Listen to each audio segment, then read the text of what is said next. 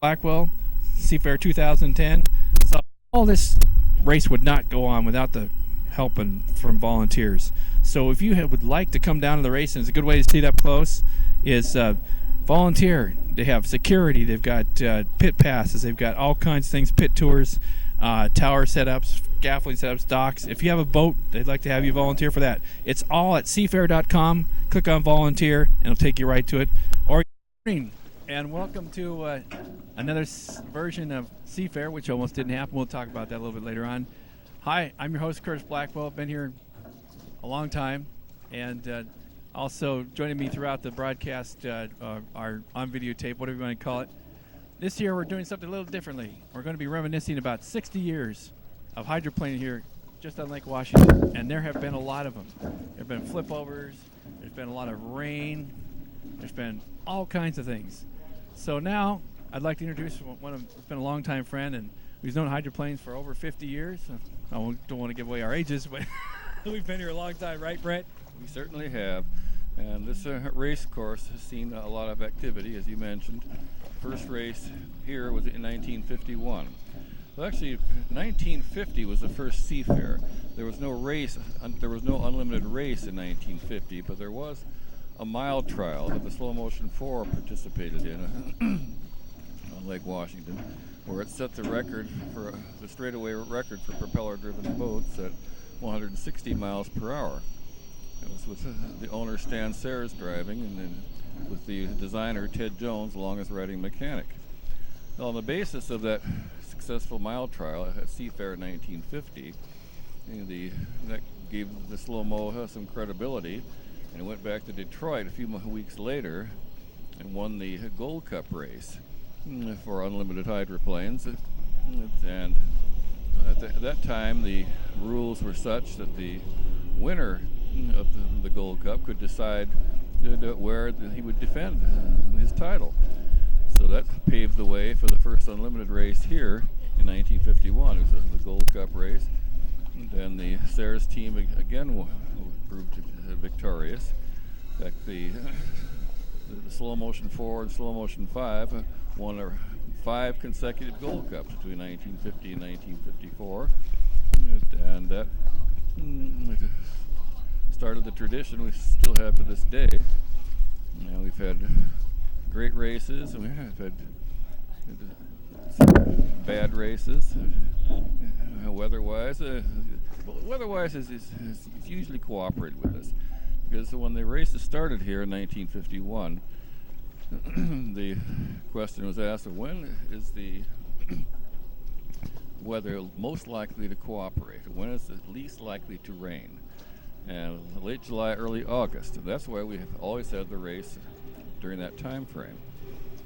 And in the old days, up until 1956, the pit area was up there, the boulevard a ways at the old Mount Baker boathouse, beach house. And that was the pit area. It was a little before my time. It must have been a very congested area for a pit area. That's something I didn't know. Up in Mount Baker, I know that they were up there, but the crane is still up there, is it not? Well, the boathouse is still there, and there are a lot of trees there. I've seen pictures of the old Mount Baker pits. It must have been quite a trick to maneuver the boats from their trailers into the water. And but then in 1957, the current pit area was constructed. It was named after Mr. Stanley Sayers, who had owned the slow-mo boats, Stan Sayers Memorial Pits. And they've been the Hydros Central ever since, except for one year in 1974 when the race was conducted up at Sand Point. What a year that was, huh? It was way too rough. And the following year they came back here, and they've been here ever since. And I hope they stay here. It looks that way. I mean, let's talk about the Gold Cup now. Stan Sayers, I've heard a lot of people say, Stan Sayers. Stan Sayers was a regular, ordinary businessman, and he decided to build a hydroplane. What gave him Stan Sayers the idea to bring the hydroplane race here? Did he have a spirit of competition, or were they looking for something? How did they bring the race here? Well, he had dabbled in limited hydroplanes for a number of years, and you, like a lot of people, read yachting and motorboating magazines and saw what a big thing the race was in the northeast quadrant of the United States, specifically Detroit and Washington, D.C., and a few other venues. And Seafair was getting going. They're in the late 40s, at least in the talking stage. And the Seafair people realized they needed a headline event.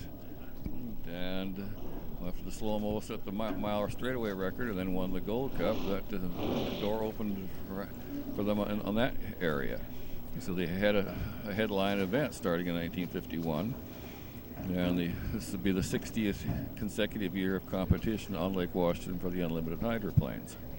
Has the hydroplane race ever been brought to a stop? I mean, besides where a flip over a boat goes, I mean, has there been any particular reason, weather-wise or anything that you can recall, that's stopped the race and they had to do it the next day, or has it always been finished on time here?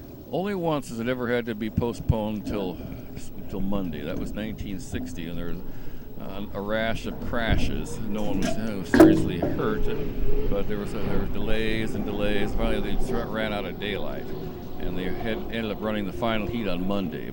That's the only time in the entire history of the racing here on Lake Washington that they didn't get finished on Sunday. 1960, wow. It's very interesting facts.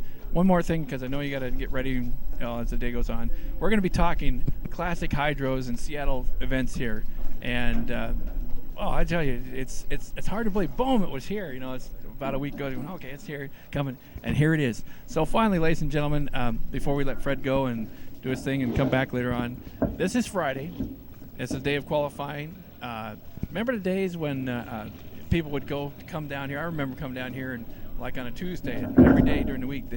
When did they quit doing that, and what was the reason for that? Well, because there's volunteers are needed, and in the early days, the yacht club, the Seattle Yacht Club, was the co-sponsor of the event. And at yacht club, people tend to be a little more affluent and can arrange their own vacation times better than the average Joe Blow like you and me.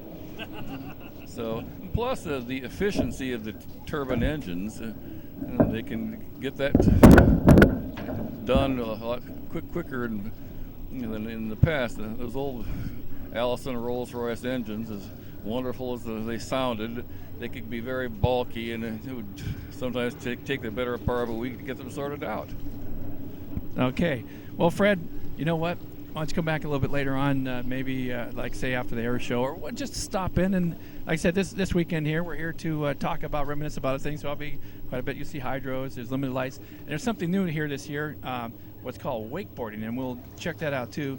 But you know what? I noticed yesterday, for the first time ever, I was walking down there, and just happened right in front of me, I saw the Blue Angels, all the Blue Angels flying with the Red Baron and another plane from Boeing. I wasn't quite sure what it was, so hopefully they'll be doing it. And they're all flying together and go, wow, it caught me off guard. That was so cool to see. So you never know what you're going to see new here at Seafair this year. Seafair is always full of surprises. Yes, they are. All right, thanks. Thanks, Fred. Okay, Curtis Blackwell reporting. We'll be back to you a little bit later. Have a good day.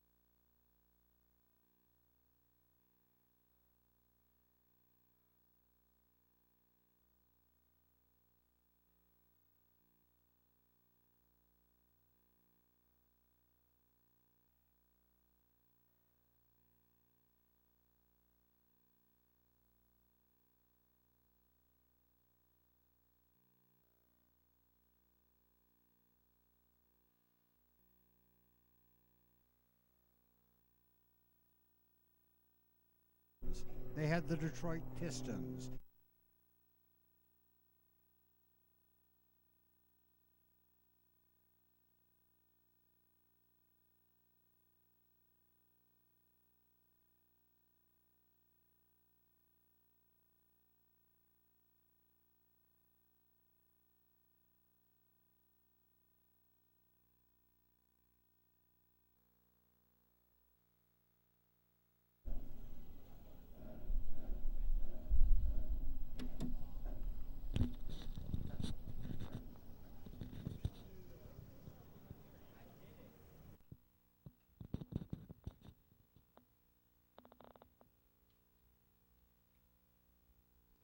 And now an interview with Pat O'Day. With all interviews here at the race course, an airplane is screeching overhead, interrupting us as we talk.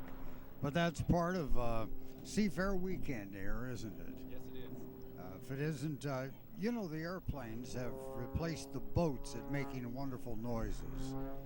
The boats are now just blow dryers, they sound like your hair dryer in the morning. And the airplanes provide the noise.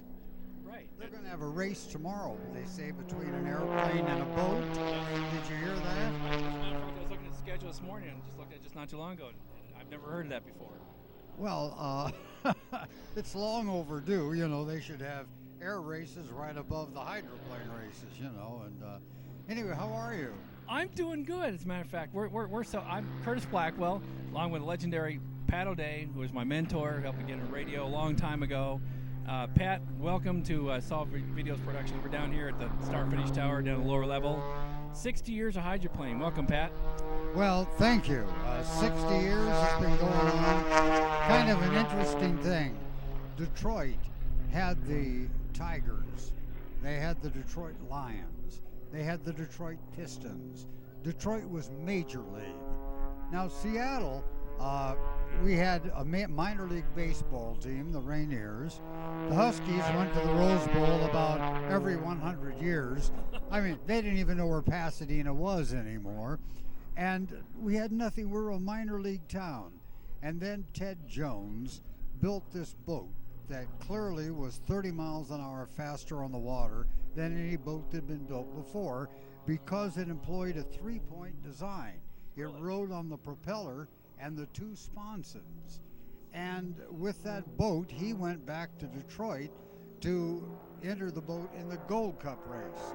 Now, when that boat arrived in Detroit, people made fun of it because any self-respecting racing boat was long, with a big V in the hull and so on. Here was this goofy little round piece of plywood that these clowns from Seattle were saying was a fast boat. Well, of course, they won that Gold Cup. They won it. They lapped every boat in the field. And as a result, they brought the Gold Cup to Seattle. Now, we didn't know what a Gold Cup was, but we knew Detroit had it, and it was now ours, and Detroit was a major league city, so we had something major league. And as a result, about 400,000 people came out that first race 60 years ago to see what the hell it was that we'd won. And here we are 60 years later as hydroplanes only make sense. It's a marriage because we love boats in the Northwest. And of course, we're the breeding grounds for the greatest airplanes built in the world. So boats that fly across the water instead of plowing through the water were a natural. That's right. Boeing engineers love participating in hydroplane racing and 60 years ago. There's another element here, and that is that the people that live in the Northwest were pioneers. Either they or their grandparents moved out from the Midwest, came out west because they had courage, they had desire, they had creativity. And it's the children of those people, the creative, courageous, pioneering blood of those people that prevails in the Northwest today. Thus, we're the home of Starbucks, Microsoft, Amazon, Costco, the list goes on and on and on. We are one of the creative capitals of the world, and it's because of the genes in the kind of people that inhabit the Northwest. Genes they inherited from their parents and grandparents that had the courage to say, screw you to the East Coast and move out here originally. Now, how that ties in with hydroplaning, I'm not too sure, but it seems to make sense, doesn't it? It makes a lot of sense, you know. And I like it because you're telling the truth there. I mean, I've been coming here, somebody told me down there that I've been coming 47 years. I lost track. But you know what? It's like every single year. It's year-round. Once you start getting addicted to these hydroplane races, you get hydroplane fever, because I've been to a few of the others, and it's year-round. Plus all of the hundreds and hundreds of hours of video I have, especially something like 600 hours of you. Well, it's a great event. It's a chance for Seattle to embrace its beautiful waters of Lake Washington, to enjoy those brief warm periods that we get each year, and to celebrate water and aerodynamics and airplanes and just the beauty of the Northwest. And again on Sunday, we will just shock the heck out of the sockeye salmon that are swimming under the surface, heading for the Cedar River to have sex and spawn. And they will be swimming, and they'll see these 6 propellers ripping the water, and they'll say, what in the hell is going on up there? But the leader of the pack said, kids, remember, it's Seafair. That's right. And we welcome the sockeye back after their long swim out in the Pacific, and welcome them back to Seafair. So is that the strangest thing you've ever heard in your life? Only here with I was listening to you earlier on the radio. Now, you got into hydroplane racing and broadcasting on the radio through KJR. It's nice to see KJR's back. So how is that going this year? Well, they're going to simulcast our Channel 7 coverage and of the actual race itself, and then they're going to be in the pits and so on. It's great having KJR back again. That started when I was running KJR at the time, and I brought the radio station here to the lake in 1968.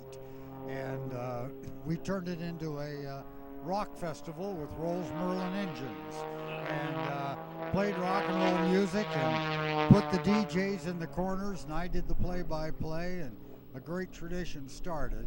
And it's just part of the ongoing story of the evolution of Seafair in Seattle.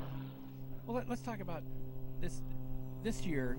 The race almost did not happen. What exactly? I mean, without going into specifics, was that due to lack of sponsorship, or what was it that I heard? No, it was because the government took over General Motors, government motors, and they pulled the plug on a contract to sponsor Seafair, the Chevrolet Cup at Seafair. As a matter of fact, the government stiffed Seafair. There was a contract. They were supposed to pay. They didn't. And retirement funds got the money, and who knows where it went.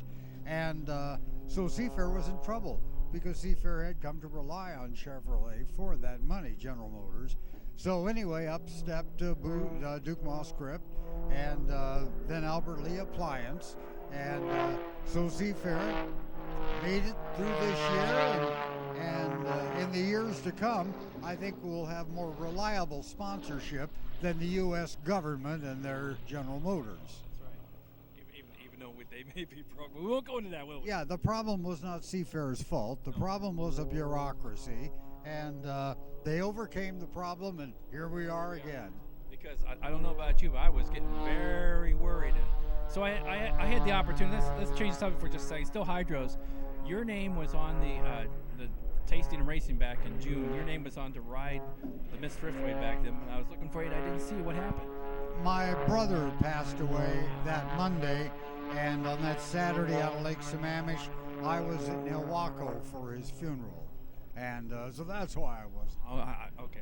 I just wanted to find out, because I was hoping I could run into you and capture you, but we're here. I was planning to be there, and I was looking forward to a ride in that Thriftway, and some other year. We'll do it again. I was told if I come up with $5,000, they'll gladly give me a ride. It's a bargain. It really is. Folks, if you get a chance to fly on the Blue Angels or ride in a hydroplane, there's nothing quite like it. Let's see, what else can we cover here? This Seafair itself has been going on for 60 years. How did you, that's right, I already asked you that question. What else? What was the question? I don't know. You asked me a question. Oh, well. We'll turn the table for a chance. What has changed? Yes. It's become a more flamboyant festival with the air shows and everything going on. They worry about hydroplaning. I worry about it too. I think they need to return to the piston engine someday, make it less expensive to run the sport, and get more automotive sponsors in the sport. But it will not die because it's the Grand Championship of boat racing. It's the major leagues of boat racing, and it will always endure in one form or another. And as long as it endures, it will be the feature of the final day of Seafair in Seattle. Was that the question you were gonna That's ask the me? question I was Oh, going to good. ask you. There's the answer. Thanks, JP. Thank you. Nice being with you again. It's a pleasure being with you. And if you have some time Sunday morning, come on down and say hi again and talk about Seafair. Pat, it's been, as always, it's been a pleasure having you here today. And you've been doing this, what, for 50 years? 44. 44. 44. I think it's 44. 40. Well, it was 1968 till now, or 67. I did it for television. 43. Who's counting? Who's counting? It's just fun each and every year to be able to do this and get down here and have a great opportunity. And thanks again, Pat, and we look forward to seeing you on Sunday. Thank you. Thank you. Thanks, Pat, and have a great Seafair. All right. He's coming right down versus it. Watch this. Here he comes. There's a hydroplane slowing down. Well, hydroplane versus it. This is a first here at Seafair, celebrating 60 years of hydroplane on the shores of Lake Washington. I should say the majestic shores of Lake Washington. Boy, oh boy, is that so cool. Here comes down the airplane. We're on the hydroplane. Hydroplane's going full bore now. Here it comes. Check it out. Here he comes around there. Hydroplane versus an airplane. Whoa, he's closing in. There we go. Watch this. Check it out, ladies and gentlemen. This is a first on Lake Washington. Here he is. Looks like the hydroplane hit the buoy. He's got to do an extra lap. Whoa! Yeah, look at that. Not bad, huh? There we are. All right. Looks like it's a tie, but I got to go with the airplane. We'll see more of this tomorrow and on Sunday. Wow, isn't that spectacular? He goes around again. Wow. Airplane versus a hydroplane. I got to go with the hydroplane. Now he's going up. There he goes. He's going to take a shortcut. There we are. Hydroplane's still going around. Up he goes. Yeah, the pilot's probably thinking, let's do a few stunts. Like I said, you're seeing for the very first time here on the shores of Lake Washington, Seattle, Washington, Stan Sayers Pitts, hydroplane lake race course, a hydroplane versus an airplane. Yeah, coming around the north turn. Can you imagine that? 5 airplanes and 5 hydroplanes racing simultaneously, one-on-one. That would be so cool to see. Again, you're seeing it first right here. There it is. Hydroplane versus the airplane. Looks like the hydroplane's gained the lead. There it is. The airplane's coming up. Oh, coming so close. Oh, so close, ladies and gentlemen. Oh, look at that. Gaining on a little bit. Oh, there goes the airplane. There goes the airplane. Oh, and it is the airplane. Oh, nice try. I think I'll do it one more time. See, the airplane has a little bit of advantage because he should do some shortcuts, but not bad for the very first time. An airplane versus a hydroplane. There we go. He's doing a few aerobatic things coming down now. Hydroplane's slowed down. He's doing about 60 miles an hour. All right, one more time around. Notice the beautiful green and red boat. That's really nice. Now the airplane's lining up. The Hydro's going about 60 miles an hour, just long enough to not make any wake. And he's turning around. And there's the airplane. The airplane's resuming stunts. So the hydroplane's coming back. Looks like he's going to come in now. No? Yep, he's coming around one more time. Let's stay with the hydroplane. Check it out, ladies and gentlemen. Hydroplane's coming in this way, right towards us.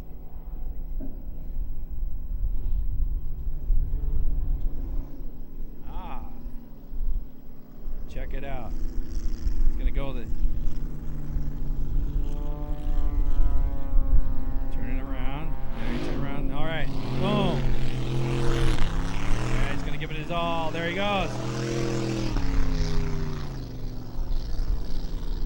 was it. I thought he was going to go around one more time. Ladies and gentlemen, there we have it. Hydroplane versus the airplane, and I got to go with the, of course, hydroplane. But looking, and we'll back that up there.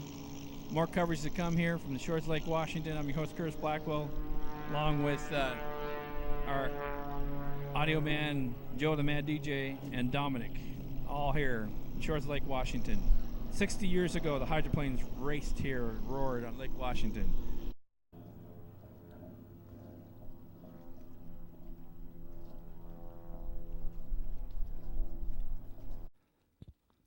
Thanks for watching Hydros Behind the Scenes 2011. Copyright Solid Video Productions 2011, 2020. All rights reserved. I want to give a special thanks. That picture you're looking at right now is one of our camera people over the years who've helped us out, Terry Osborne. Thank you, Terry Osborne.